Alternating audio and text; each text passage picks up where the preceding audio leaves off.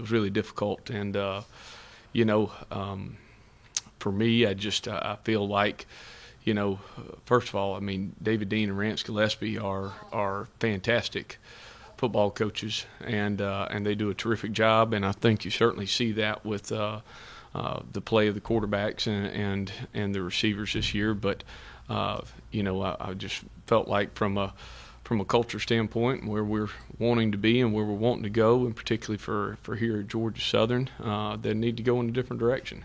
And it's hard, and it's not something that I would sit there and point blame at them. I point at myself, you know, to start with, and it's been tough. And again, I would sit there and tell you that anything to do with those two guys as coaches, as people, as husbands, they both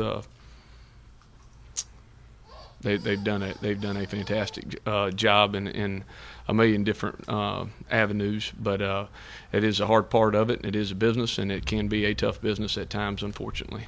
Coach, when you hired the two of them, they didn't exactly have backgrounds in running forms of the option. Were you hopeful that they would catch on and it just didn't happen, or what? Yes, sir. And again, I think that as going through the process and looking at, you know, probably where I was a year ago, you know, there are a lot of things that I certainly feel like I've made mistakes with, and certainly things that I feel like moving forward, and as I grow as a head football coach, and certainly here, that I've got to be able to own up to those things. I've got to be able to go through an analyzation process with that, and be able to see it and be able to move forward. And yes, sir, that would be accurate. As far as who you're going to hire, is it going to be one, two guys? Is it going to be a co-thing? No, the again? intent is for there to be one individual, and the intent is to be able to certainly find somebody that's background comes back to being able to rush the ball. It doesn't mean that we will you know, exclusively stop throwing the ball or anything like that, but we're trying to find a guy that can do that, and then be able to have somebody with a similar background come in as an assistant coach to be able to help them. Is there a particular kind of offense that you're looking to run? Well, would it be an option? Would it be just running the ball, period, more than you throw? Yeah, I wouldn't want to get into you know, saying that something's got to be this or something's got to be that, but I certainly think that as we move forward, we're looking for guys that fit the culture of what we have here at Georgia Southern, fit the personnel of what we have here at Georgia Southern, what we can recruit to, and continue down that road. FBS, FCS? Best coach and best fit. You know, it's always an odd thing. You look at guys, you know, the head coach for the San Francisco 49ers sometimes when he was an offensive coordinator, you know, at a FCS university, and wound up being able to get on at Oregon and obviously do very well. You know, we're not looking for there to have to be a specific thing put on. It's got to be a Division I this or 1AA. It's really a guy that's got experience as a manager, got experience as a coordinator, and got experience as a play caller. That's what we're looking for, and a guy that's able to come in and have the background that's been able to do the things that we'd like to do to continue to fit our culture. Ties to Georgia Southern, ties to Tyson Summers? Doesn't have to be either one of those things. But looking for the best coach who can come in here and give us the best opportunity to run the offense and win football games, because ultimately that's what it comes down to. Certainly looking for you know, good people, and certainly looking for people that care about players and relationships, and trying to have the same vision.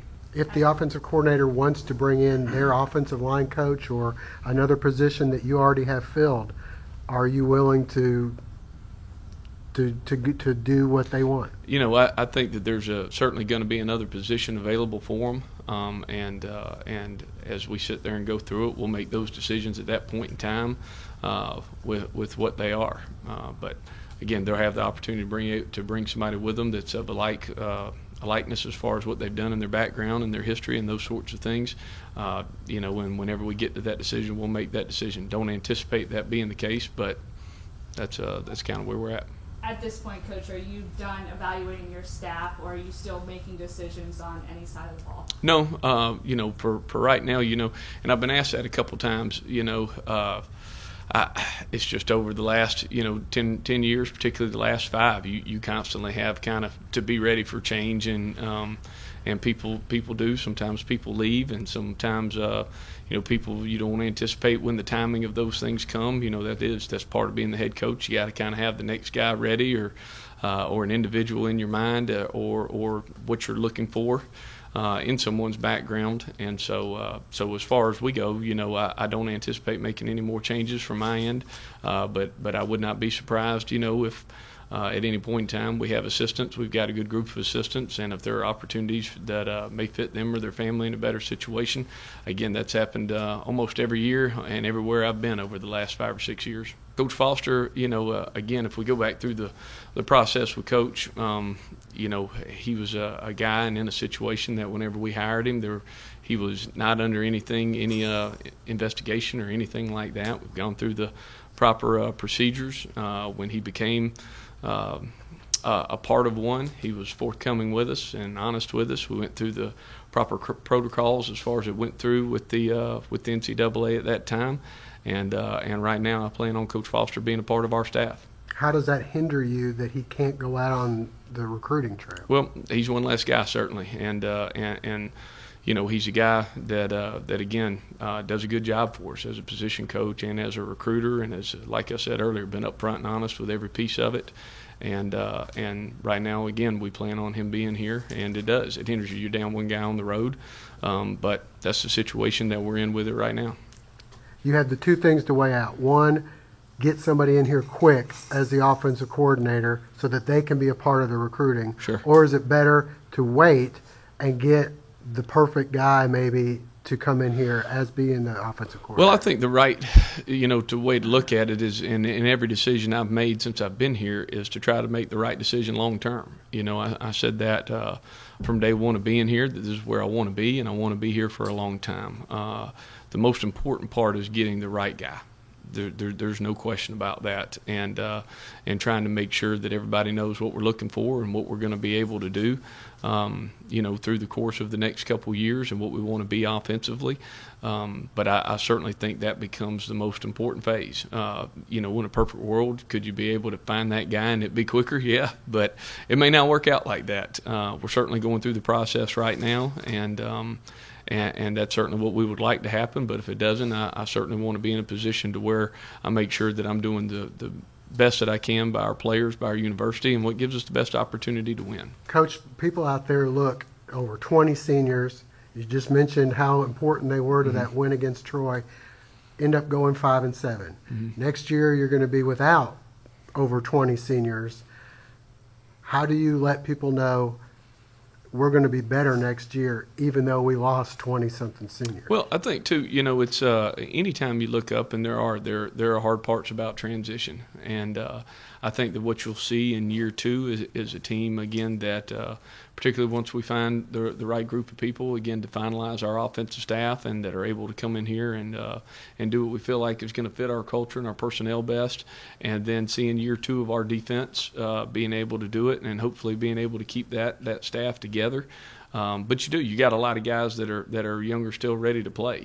From an offensive line perspective, you look up, and Andy Kwan, who's certainly a very good player for us, is between him and Max, those are really the 2 guys that you're losing. But you're going to see guys that had to start football games across the board be in there again next year.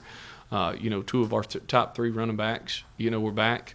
And Kevin and Fabian are both spectacular quarterbacks. There's no question about that. And we've got some talented young guys that are in those spots, and they're going to be able to come back. So I think when you sit there and you look across the board with it, really you've got one starter from the secondary that you're losing.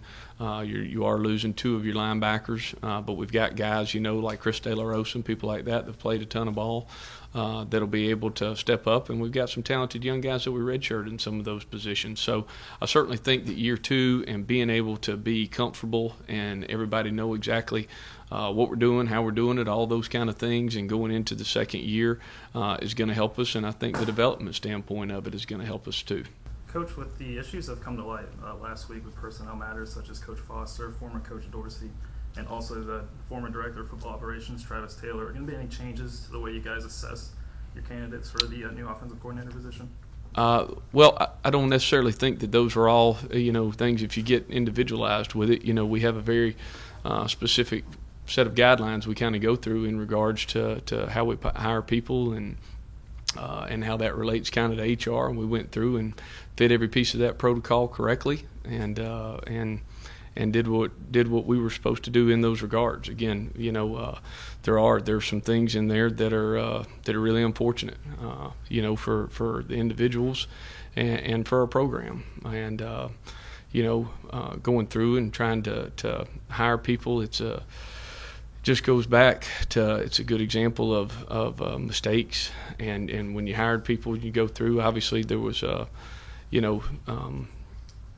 you feel like in regards that, again, people and you spend time with them and those kind of things, and unfortunate situations come up, and it's got to be able to use those as learning tools. But I do think from everything that the way we went about our business and the way we handled things, we went through the proper protocol as far as what our university and our procedures go through.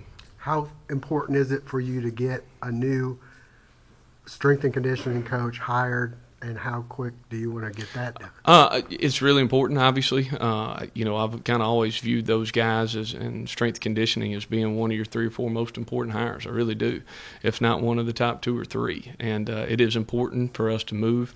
We do want to have a guideline of trying to be able to finish up this week and try to focus in on what we said with finals with our current student athletes, with recruiting, and trying to regroup. And I'll kind of start that process next week and being able to make sure we've got somebody in here when school starts in January.